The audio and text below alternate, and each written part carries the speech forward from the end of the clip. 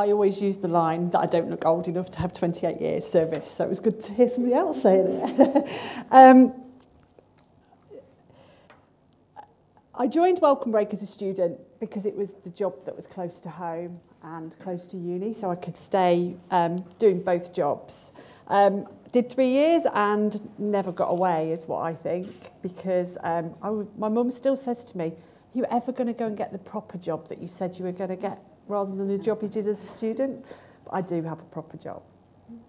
So motorway service areas, you've probably all driven by them, you've probably even stopped at them and not realised whether you're at a Welcome Break, a moto, because generally we find that most of our customers used to think, "Oh, I'm not sure which service area I'm at." They know they're near the one near Leicester or near the one near Newport Pagnell, but they don't know whether they're actually at one of our service areas. That's changing. And the other thing that most people think when they're at a motorway service area is that the people that work there work for the brands. So we have a group of BK staff, we have a group of KFC staff, we have a group, and actually the overall owner of Welcome Break runs just the amenity parts. Actually, in reality, we own all of the franchises for those brands. So the 4,000 employees that we've got are employed in the different brands. So Burger King, we've got Burger King, KFC, Subway, Starbucks. Eating is our own brand. We've just opened 2 new salad bars, Tossed, at 2 units down south. And then we've got the usual, the WH Smiths forecourts. So even the forecourts on the motorway service area are run by Welcome Break employees. We've got 28 sites throughout the UK, from the most southerly being at Fleet, the most northerly being Abington, which is just outside Glasgow. I was there yesterday, so I know what a long drive that is. Easterly, we'll go over to Birchhanger Green, which is by Stansted Airport, and over to Sarn Park, which is Bridgend in Wales. So we're over a large area. And we've got 27 sites, and we employ 90 people at our company head office near Milton Keynes. We're what's known, I think, as a complex business. I think we've had a conversation before, because 90% of our team members don't have access to computers. They're people that are, at work. So they're people that are serving burgers or behind a till in Waitrose or WH Smiths. So our barrier to start with was, how are we going to communicate to this group of people who are not on computers every day? They don't open a computer and have a look at any communication we're sending over. Another, I suppose, challenge we had is that the only people we don't employ are the team members in Waitrose. And the team members in Waitrose, because John Lewis are very passionate about their business model, are partners, and they work for John Lewis, and they have the benefits that John Lewis give them. So we have a group of people in most of our sites that are on a higher rate of pay, right bang in the middle of site, and have the John Lewis benefits and the partnership bonus. So my start point is we needed to get a set of benefits that challenged that we were able to say, actually, Welcome Break employees get as good benefits as our Waitrose partners that work on site. So otherwise, we'd have had a massive divide on most of our sites. Our age range from 16-year-olds that are joining us straight from school. I checked this, and our oldest employee is 86. Still working, been with the company about 40 years, still working at our service area up at Burtonwood near Liverpool. And the biggest challenge I had is that we had a supplier before Reward Gateway. And in 2 years, after 2 years of working with that supplier, our registered users reached the heights of 15%. 15% of our staff were using that benefit supplier. And we do an annual survey. Every January, we get all of our team to fill out a survey online at home to tell us what kind of employer we are. And in, trying to work it out, January of 2011, 77% of our team said they either didn't know we had a benefits supplier or they didn't like the benefits that they offered. And we were paying a fair bit of money for these benefits. So obviously, I met up with my personnel director and started talking about what we could do. And the first question he asked is, do we actually need a benefits supplier? Do we need to be providing our team with the benefits? Or can we save that money and do something else with the money that we're spending currently on our benefits provider? What do our teams want? What do they want from a benefits supplier? What do they need? What sort of discounts do they want? I managed to persuade him that I should go out and speak to different people, different suppliers, which I did during the early part of 2011. Met with the Reward Gateway team and liked what Reward Gateway was saying to me. And the biggest thing for me was that we didn't have with our previous supplier was that there would be continued support. It wouldn't be somebody that we signed up to and then they just left us to get on with it, which is what happened previously. It would be a continued support, that we'd have somebody looking after us, talking about communication. Even after 3 years, we're still talking about communication. So we decided, I managed to meet the board and they decided that yes, we were going to go ahead with the benefits provision and that we would move benefits supplier. And the plan was that we would launch in September of 2011. The reason we chose September, we're a very seasonal business. We take on a lot of students. We probably take on about 400 people that will only stay with us for 12 weeks. And we wanted to get those people out of the business and then start with our people that were our core business, the people that stayed year after year. The first decision was, what are we going to call this?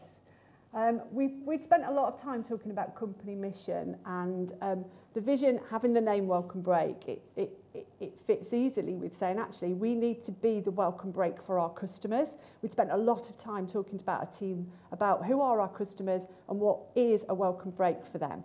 Now, families need a completely different welcome break to the lorry drivers, to the coach drivers, to the people that are coming on coach tours. So we talked to them. So this became something that was, this is about less talking about our customers, it's more about you.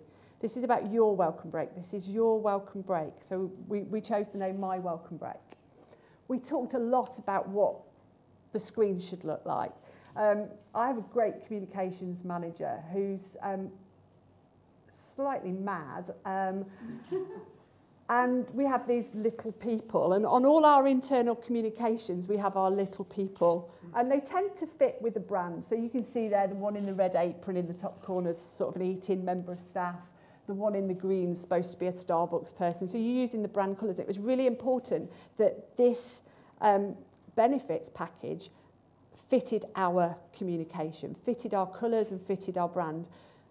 And even now, people still think it's run by Welcome Break. They'll ring and say, you know that discount that you've organised? And I'll go, yes, okay, I'll ring the help desk. Because they believe it's ours, because it's got our people on it, and it uses our colours. So we launched it in September 2011, and prior to launch, we did things like, we posted to everybody's home address a postcard that said, it's your turn now. So to every member of, so the 4,000 employees received through their letterbox the postcard about My Welcome Break with the launch date on it. We had a staff magazine called Stan. I still don't know why it was called Stan, but we had a staff magazine called Stan. And that came out every 6 weeks, and it was an ideal opportunity that landed on every site. It was an ideal opportunity to advertise My Welcome Break and tell people that it was coming. So we got to September 2012 and we'd moved to 47% of users, which after 15% of users for the last one was a success, but I still wasn't really satisfied. We'd had good spend. Our teams had spent nearly £200,000 through the site, but we needed to continue the communication. We needed to continually let people know and struggle through that barrier of not having the communication via email or online. The really good thing is that after the launch, 4 months after launch, we did a staff survey, as we would normally do, and 83% of the team that were using My Welcome Break liked the new benefit a lot. It made my job much easier than going to the board and saying, you know what, we need to do more communication. We need to spend a bit more. We need to go out and tell our people, so that the 47% of people that are using it at the minute use it in the future. A lot of the 47%, it was an instant success at our support team where we could communicate by email. So a lot of the users came from those people that were using computers. So during the next 12 months, we did different things. We continued the usage through Stan, and we started every month putting a little bit in there about the discounts that were available for people.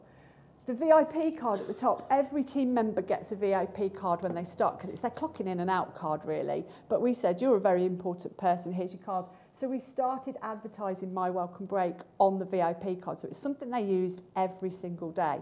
And initially, that was just there to say, this is available. It's another way of letting new starters know that My Welcome Break was there. As well as the posters, which we worked with the team at Reward Gateway to have the posters telling people what discounts were available to them. So we got to September 2013, and we were having really very, very steady progress, up to 54%. So we'd still got nearly half of our team that weren't benefiting from the discounts that we were offering. But during the second year, that 54% of people were spending more.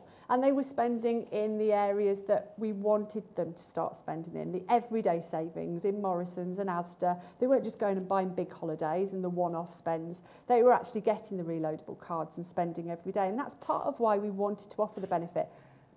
Consider that we've got BK staff, we've got KFC staff. A lot of my team members are on minimum wage or just above minimum wage. So it was really important for us to give them something that could save them money on their shopping and something that they could use every single day. We'd got certain groups, by looking at the information that we're given, that were sticking, really sticking. Our under 21-year-olds didn't use it.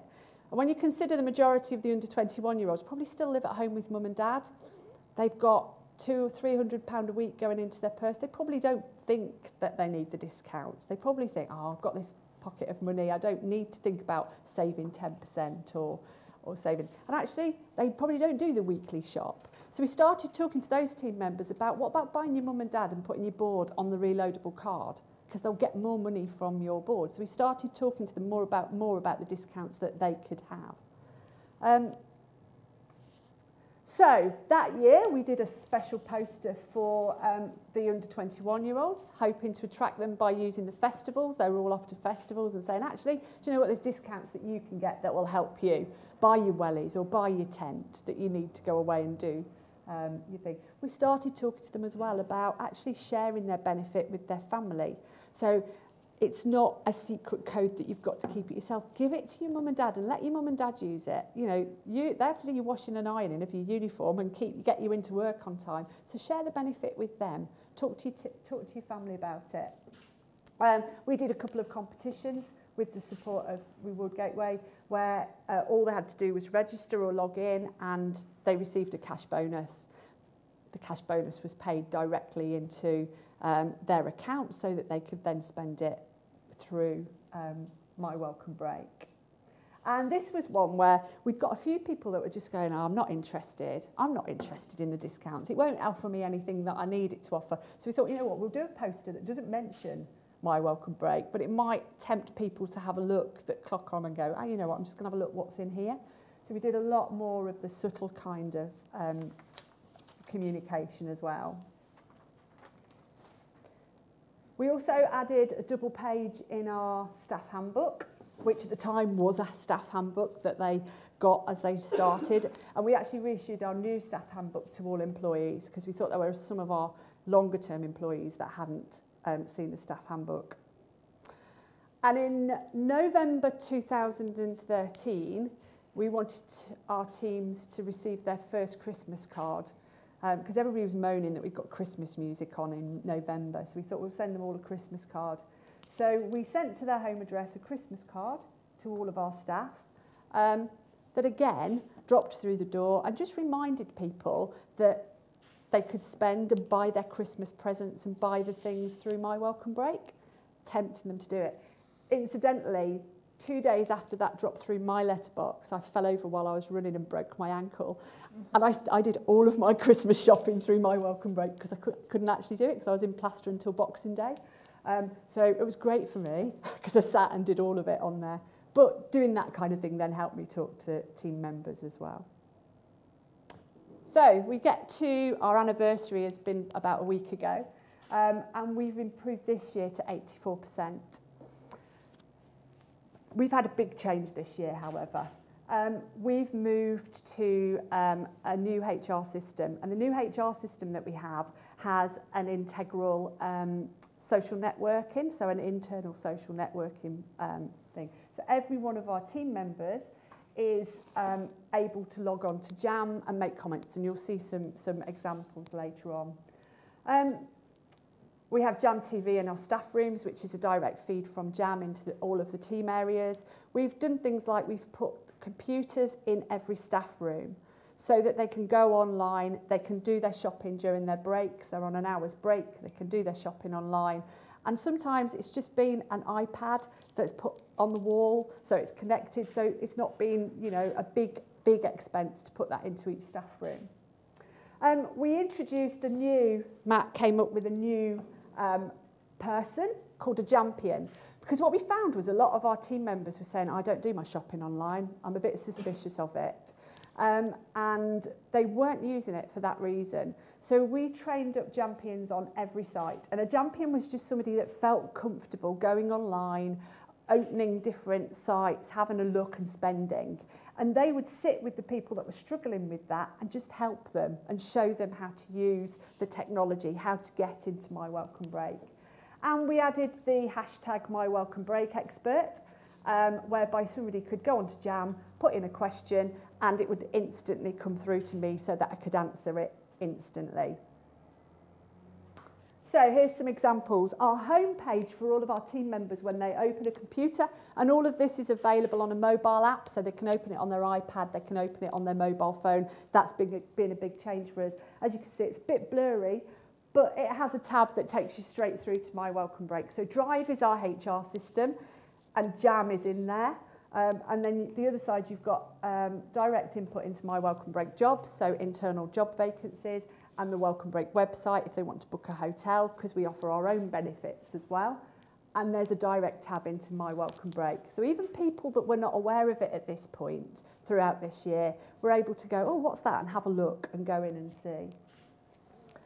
Once you've clicked on Drive, if you don't click on My Welcome Break, there's then a box in here that again tells you about the discounts that are available through My Welcome Break. And we change this weekly. So we change it based on as the discounts change. So we've just had Apple on it.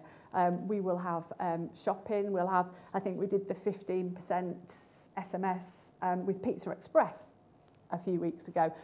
We can see a direct import with spend based on that, and this is Jam TV. So whatever we put on here goes on to Jam TV. And we can see the spend spiking as we put something on Jam TV or on our Drive page. So people are watching it and spending on that information. This is a bit you won't be able to read the detail, but this is an example of Jam. These are examples of Jam. So we've got breaking news where myself or Matt will say, hey, have you seen on My Welcome Break this week that you can make this discount? You can get this discount. The new to Welcome Break, all new team members go on to new to Welcome Break immediately. They auto-enrolled onto it. So they suddenly start seeing stories about the savings they can make on Welcome Break.